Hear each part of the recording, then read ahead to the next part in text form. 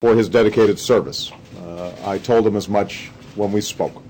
I spoke on behalf of the American people, thanking him for his service. And I wish him safe travels on his journey home to his beloved New Hampshire and on the road ahead. Now, the process of selecting someone to replace Justice Souter is among my most serious responsibilities as president. So I will seek somebody with a sharp and independent mind and a record of excellence and integrity. I will seek someone who understands that justice isn't about some abstract legal theory or footnote in a casebook. It is also about how our laws affect the daily realities of people's lives, whether they can make a living and care for their families, whether they feel safe in their homes and welcome in their own nation. I view that quality of empathy, of understanding and identifying with people's hopes and struggles as an essential ingredient for arriving at just decisions and outcomes. I will seek somebody who is dedicated to the rule of law, who honors our constitutional traditions, who respects the integrity of the judicial process and the appropriate limits of the judicial role.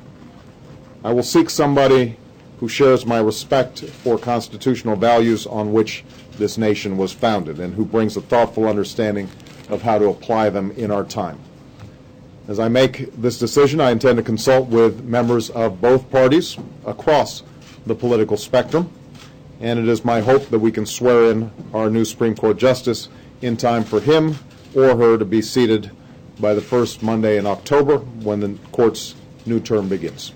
And with that, I would like you to give Robert a tough time again. How important you learned from the Supreme Court processes when you were the senator? Come back. Will you shape the short list yourself? I guess he wasn't in the best today. I have an announcement to make. I've been notified that Judge Souter is stepping down from the Supreme Court. I have this from the very highest levels in our government. Do you see that the guy, he read the statement and he left the questions to me? Well, where were we? Did I know he was coming? No, I didn't know he was coming. No, we would have put a fancy seal up and everything. No, because we were kind of a letdown.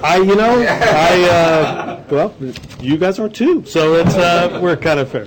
Where were we? Right.